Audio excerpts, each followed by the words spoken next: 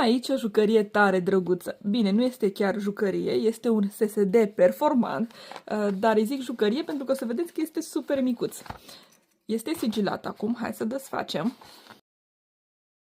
Uitați cât de mic este acest SSD de 2 tera. Este cel mai mic SSD pe care l-am văzut până acum. Este, v-am zis, de 2 tera, deci are o capacitate destul de mare de stocare și este foarte mișto pentru că este compatibil atât cu Windows sau cu Chrome OS, cât și cu Android sau iOS.